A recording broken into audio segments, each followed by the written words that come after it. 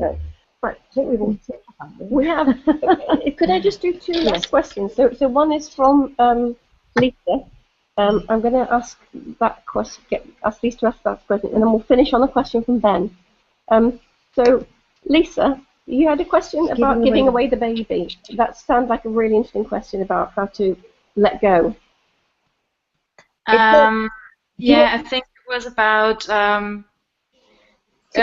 you started the magazine with Terry in the beginning, but at one point you had to take other people on board to do, for example, editing or choosing photographers or doing the marketing for the magazine. And I was wondering how you chose these people, how you knew these people, and if there were any problems, as in trust or. I think what I always said, I wasn't very good at interviewing people. I had a really wonderful woman in the last, she became a very close friend, a lady called Colette, who would do a lot of the interviews for me. I wasn't very good at doing interviews because I always believed what people told me. So people had read the books or they knew how to answer in interviews. So I could never really trust myself. But what I would say is that I always went for people who, I always said that you could often teach people a skill, but you couldn't teach them to be the right sort of team people that we wanted to have to work with. We were a very small team. We were never more than 20, and sometimes it went down to about 16. So for me, it was really important. I mean, this is particularly, I'm talking about the last 10 years, the last 15 years when we were really, really heavily involved.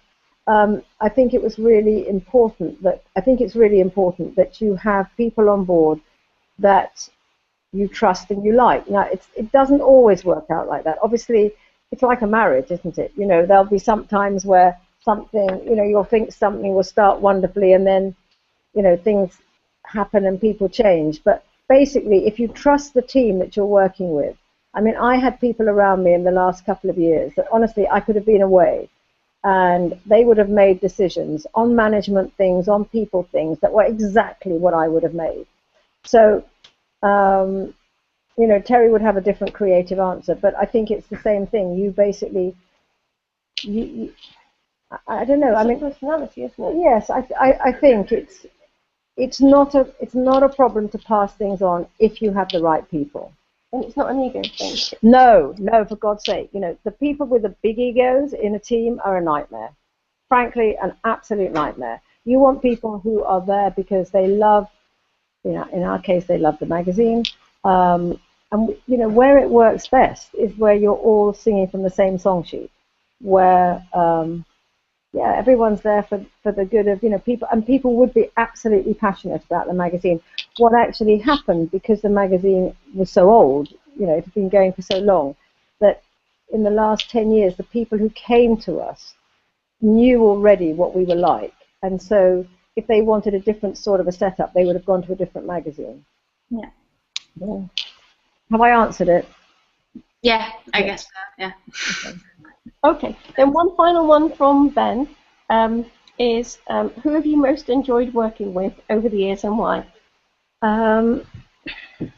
This is a really, this is a horrible one, Ben. I think, I can only talk for the Soul Project because obviously Terry, just to let you all know, my input in the magazine was not editorial. I mean, I would be there at meetings and stuff, but I would make the odd comment. But basically, editorial on the magazine itself was not my thing. I would look after the people. I was very much in the forefront of the management of the team and all that sort of stuff.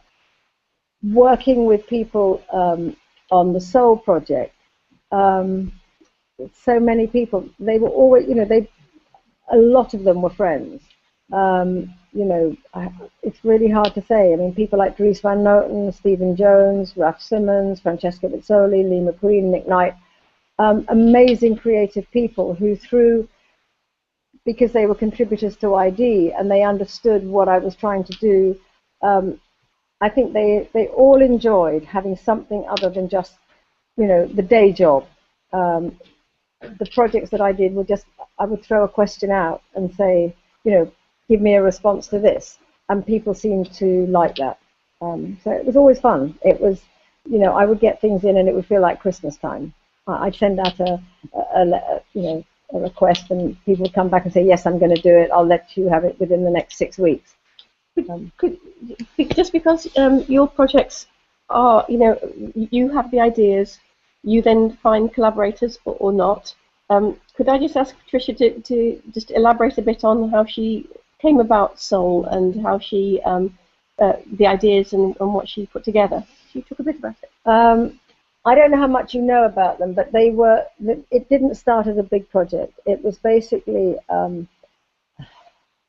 the beginning was just before the millennium, and I just was really fascinated by the fact that I was going to be alive for the year 2000. It seemed so extraordinary, and I was like, oh my God, this is the millennium. This is a massive date in history.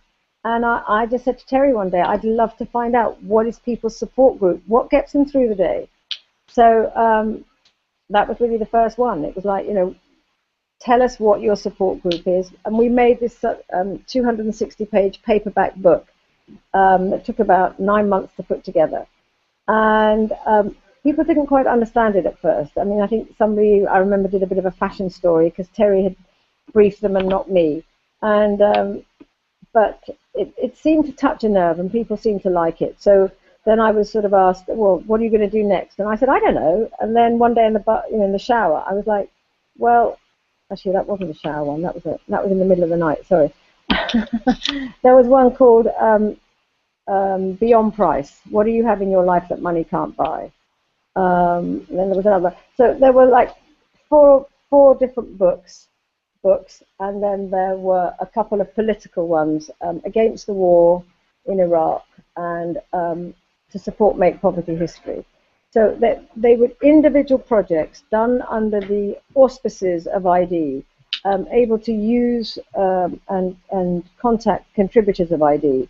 And it was only some time afterwards that I realized that actually I had this dream. I said to Terry one day, you did a book called Smile ID, which was like 20 years of ID's history. I could do Soul ID and put my books together. And that was how it started.